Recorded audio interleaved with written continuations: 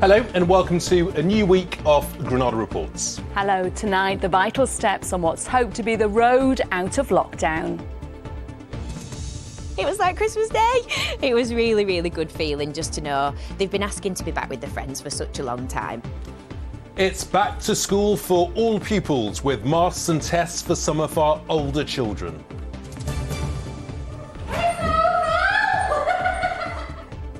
And there are now face-to-face visits at care homes at last. Tightly controlled, but residents will be able to hold one loved one's hand. Overwhelming, that's my word. I can't really believe that it's happened. It's a big day. Also coming up on the programme this evening. They've each fought COVID, but the long-term effects are still with these three women after many months. A special report. Hanging up her stick after nearly 30 years, the lollipop lady who says the children will never be far from her thoughts. And it was nice to see some sunshine at the weekend, but we do have some wind warnings in the forecast for this week. That's coming up.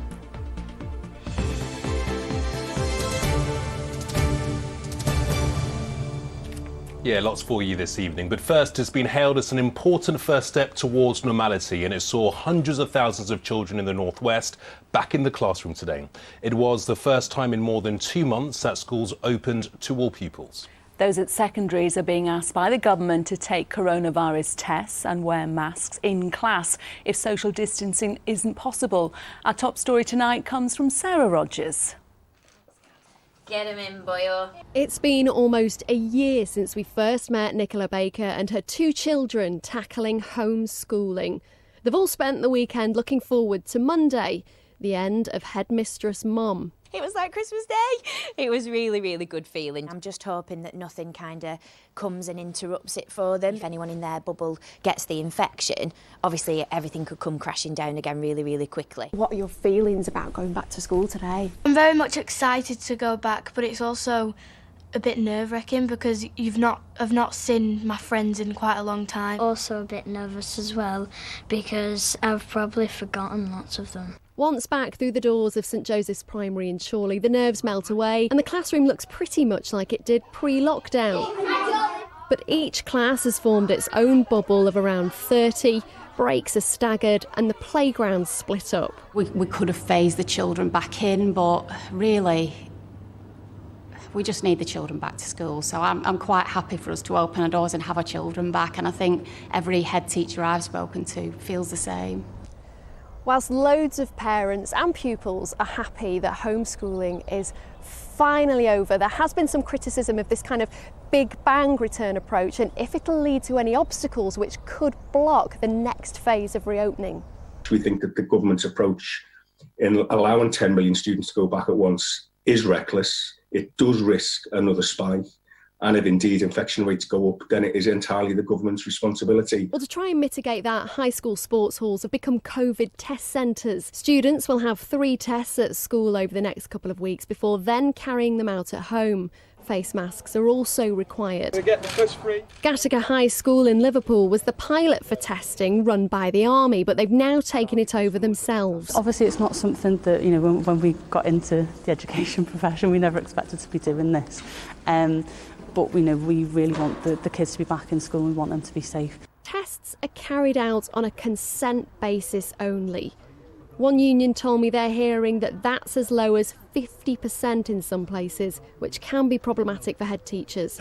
It is. I can't say no. It can't. It isn't. That's down to the government guidance. It's not mandatory, so therefore we've got to encourage our parents, encourage our students to be tested, and to be fair, they have backed us. Over 70% now as of this morning, and continue to increase because parents are now saying, OK, we're coming back to school. They've got onto the fact that they need to be tested. Some people are a bit annoyed about it, and everyone has their different views on what's going on. But I really do think it's essential. At the end of the day, it's just a test. But testing won't pick up every case of COVID. The lateral flow tests, when they're done in that supervised way, it's the chance of a false positive is less than 1 in 1,000. And there are concerns that a couple of numbers is all it will take. On the Isle of Man, A-levels and GCSEs have been cancelled. Schools are closed as cases rise following the island's short-lived return to normality, a lesson some say the mainland should have learned from. But here, small feet make leaps into freedom today. But the enthusiasm of day one will have to continue if we're to reach the next date in the reopening timetable. Sarah Rogers, ITV News. Well, we hope you've had a great first day back. Now, the easing of restrictions today also means care home residents in the northwest are able to receive indoor visits under strictly controlled conditions.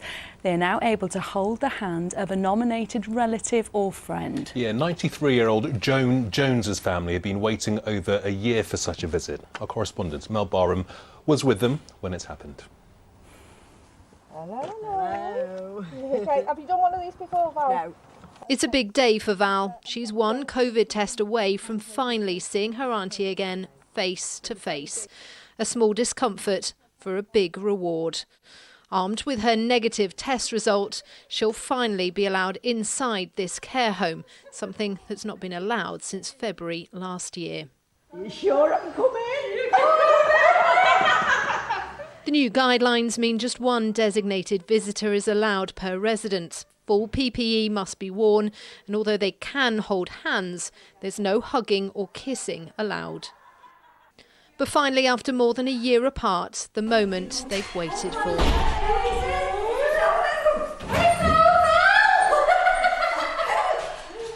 I feel overwhelmed. Can't really believe that it's happened. It's a big day. It's a big day. How are you? You look great. You got to touch her, you got to hold her hand for the first time in so long. What was that like? Amazing. It's the human contact. The feel of her hand is just incredible. Not every care home is allowing visits. Some relatives still face a battle to see their loved ones. But here at Grovewood, where staff even moved in to keep COVID out during the first lockdown, they wanted to make it happen. It really is important for our residents and the relatives. I mean, it's been a year now. It's been a year without having that physical contact. To see the light on their face, knowing that they're going to have that inside visit, it's priceless. I'm elated. I'm so happy for the residents and the families to be able to come in. It is momentous. It's going to have a vast impact on the well-being of residents and families.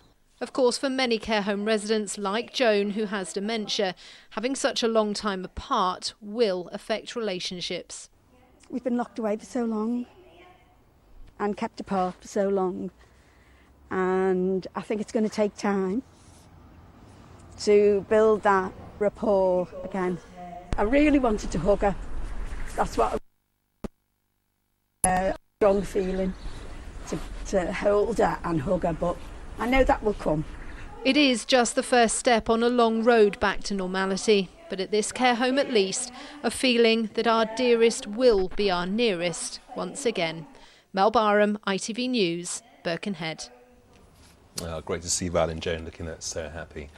Now to more of the day's news, and an investigation is underway after a 17-year-old boy was electrocuted in Lancashire. It's thought that a group of children touched an overhead electrical line with a metal pole while trying to retrieve a football near Exton Villas football ground near Chorley. Emergency services were called to the ground just before 6 on Saturday evening, where the boy was pronounced dead.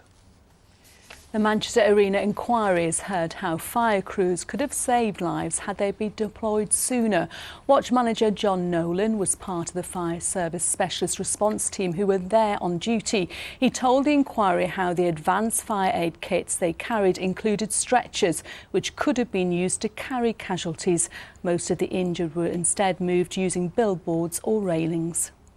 More than £15,000 has been raised for a nurse who was fined by police after organising a protest in Manchester. Around 40 people attended the rally on Saturday in response to the government's proposed 1% pay rise for NHS workers. Karen Reisman, who's 61, was given a fixed penalty notice. A GoFundMe page has been set up to help her pay the fine. A drug which may help a toddler from Manchester with a rare degenerative disorder has been approved by the NHS. Harris Khan has spinal muscular atrophy, a rare condition which affects him being able to walk and even breathe properly. Zolgensma is the world's most expensive drug. It costs almost £1.8 million per dose, but could help Harris stand and walk.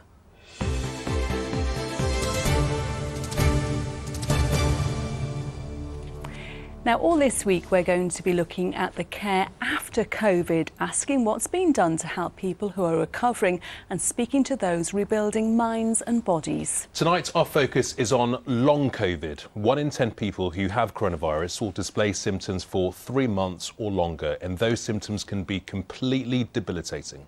Alicia McNally looks at what more needs to be done to bring once happy, active working people back into society. My name is Dr. Claire Rayner and I was an occupational physician. My name is Amanda Kitson and before COVID I worked in a nursing management role. My name is Jenny Kilter-Smith and I'm an occupational therapy lecturer. These 3 women have all pursued different careers in healthcare, but now they share the same story, the same condition and an overwhelming list of symptoms. Chest pain, insomnia, migraines, visual disturbances. I lost my eyesight in one eye. Joint pain, nausea, rashes, stomach problems, brain fog, fatigue, confusion, tinnitus, not being able to find words. This is life with long COVID, and it's a dramatic shift. All 3 have been unable to work for the best part of a year. I crouched down to get something out of the tumble dryer and I couldn't actually stand up again.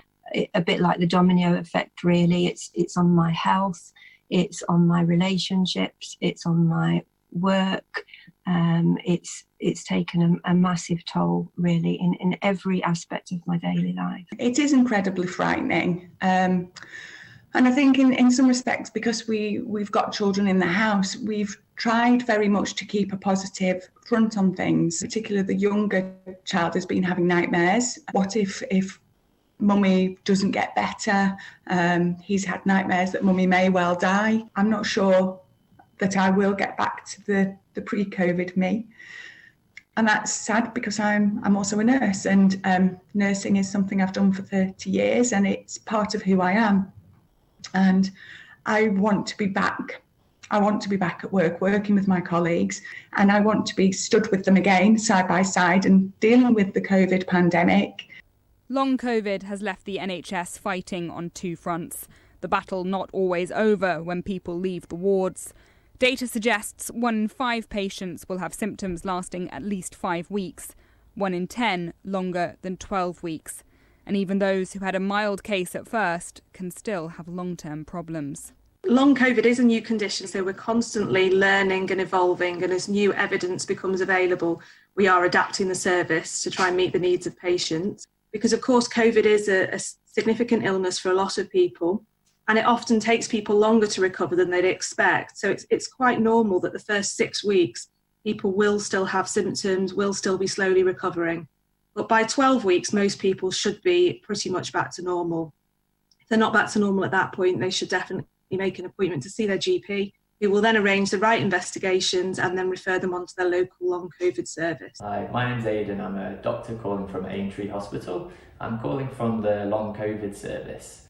£10 million has been invested in setting up these long COVID clinics, 9 of them in the northwest.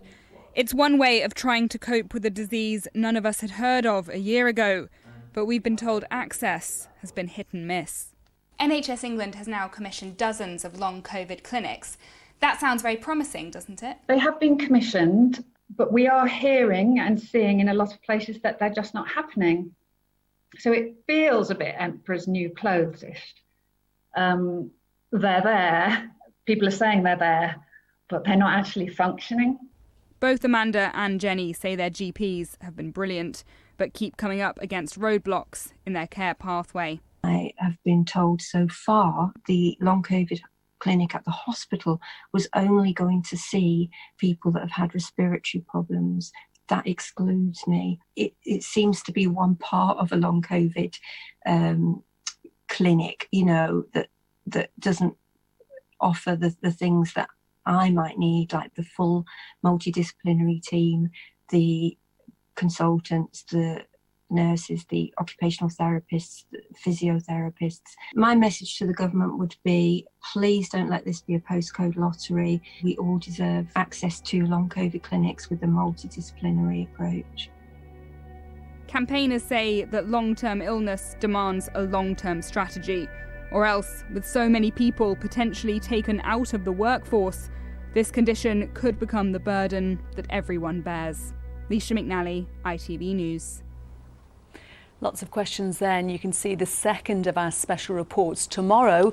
And the Greater Manchester MP Andrew Gwynn has also struggled after contracting coronavirus early last year. He told a recent Commons debate long COVID has left his short-term memory shot to pieces. Mr Gwynn told me what the last 12 months have been like.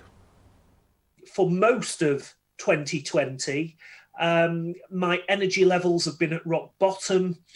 Even just doing simple tasks around the house, like hoovering the front room, would bring me out in a kind of sweat, like I'd run the London Marathon, and would leave me wiped out for the following couple of days, where I would be unable to do anything physically. The last symptom that I've finally managed to shake off has been brain fog. You forget things that you've only just been told. Drive my wife mad asking her what's for tea about 20 times, and the answer's always the same.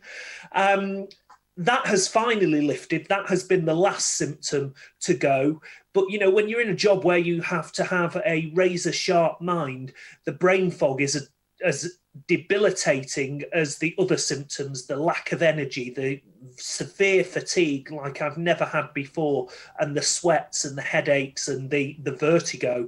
It's been 12 months of hell. So what do you want done about this? MPs have debated the matter in the past, and we've also seen the setting up of these long COVID clinic at a cost of £10 million. Are those clinics enough? Should more be done? And what, if you do think more needs to be done, what does that look like to you? Well, firstly, the long COVID clinics are very welcome, and it's great that we are finally getting them. But let's not forget, it is 12 months since coronavirus first arrived. And for many people, they've struggled with long COVID for the best part of a year. So the long COVID clinics are only just starting to come on stream. There are huge parts of the northwest of England that don't have any access to long COVID clinics. That's something that I've been campaigning for in Tameside and Stockport, where my constituency is, because we don't have access to long COVID clinics, and we need to get that support in place. Really, we've got to ensure that employers are aware of long COVID, so that people who are going back to work as the economy switches back on aren't penalised for not being well enough to work on particular days.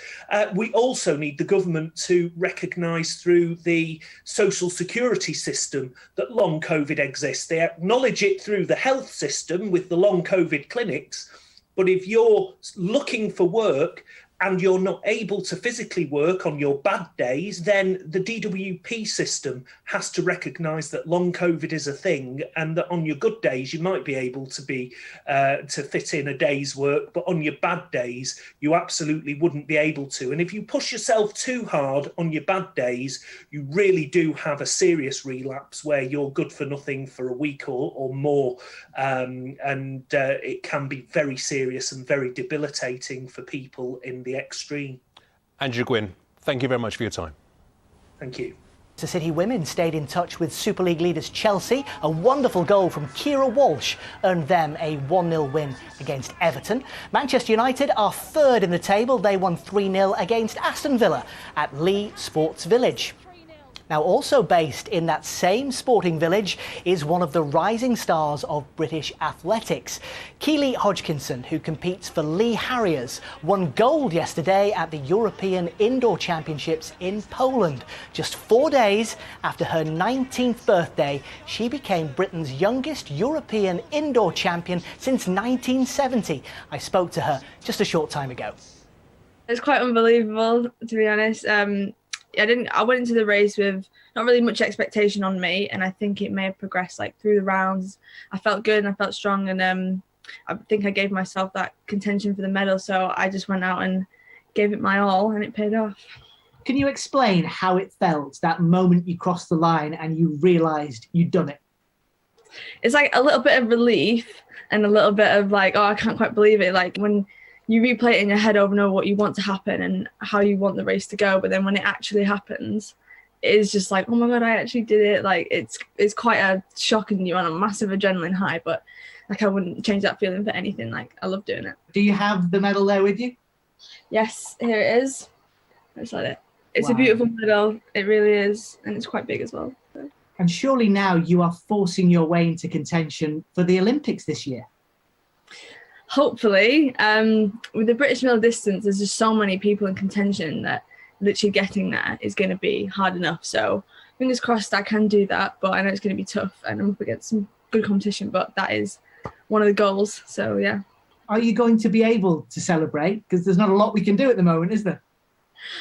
Probably not. I'm celebrating my birthday tomorrow, just having like a family meal in my kitchen. That's what birthdays are these past 2 years. So yeah, but it should still be really special with my family. So I'm looking forward to it. She is a superstar in the making. Well done to Keely. Congratulations also to Liverpool's Jamie Webb and Chorley's Holly Bradshaw, who both came away with bronze medals from those championships. But that is your sport tonight, Elaine. Great news. Thanks a lot, Mike. OK, here's what's still to come on the ITV News at 6:30 with Mary. Coming up in the programme, reaction and fallout from Meghan and Harry's astonishing interview with Oprah Winfrey.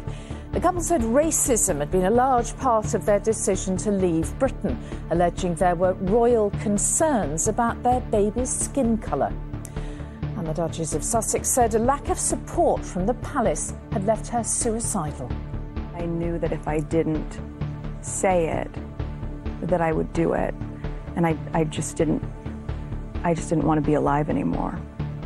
Harry also spoke about the relationship with his father. So what now for the couple and indeed the royal family? Well, do join me for all that and more at 6:30. Well, that's been the big talking point today, but on this International Women's Day, it's nice to celebrate our longest-serving lollipop ladies, who's hanging up her lollipop after almost 30 years. Pat Meakin has helped generations of primary school pupils to cross the busy St Helens Road in Prescott. Yeah, the 73-year-old will retire later this month, but says the children will never be far from her thoughts. Our Merseyside correspondent, Andy Bonner, was at Pat's crossing point early this morning. Through rain and shine, Pat Meakin has been collecting her lollipop stick for nearly 3 decades. In this part of Prescott, everyone knows Pat. Children I first crossed over 30 years ago have grown up with children of their own, and, you know, they could be coming up to being grandparents for all I know. There's only one little one who refuses to be told that my name is Pat. He tells his mum and his nan, no, she's not Pat, she's the lollipop lady. Pat retiring later this month, but not before being able to see all the pupils return to school. When the very first lockdown came, I was finished up because of being over 70. I went in to say goodbye for 3 months to the children, and I cried my eyes out for 3 months. But today has been an eye-opener. I'd completely forgotten how busy we are.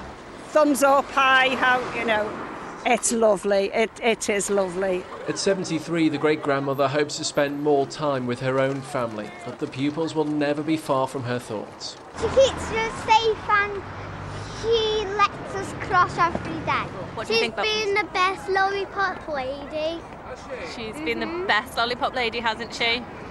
And I love Pat. She's absolutely fabulous person, really is. She's got a heart of gold, and we'll all miss her so much. I will miss them. I really will. And thankfully, I only live round the corner. I'll maybe knock next door and say, can I take your children to school? So I can come and see them. But yes, I think it's time now. 10 grandchildren, 1 great-grandchild. We need to see them. Even behind her mask, pupils and parents know Pat is always smiling. Oh, I haven't seen that. Now everyone knows just how much she means to them. Andy Bonner, ITV News, Prescott. Enjoy retirement, Pat. Let's have a look at the weather. Here's Joe.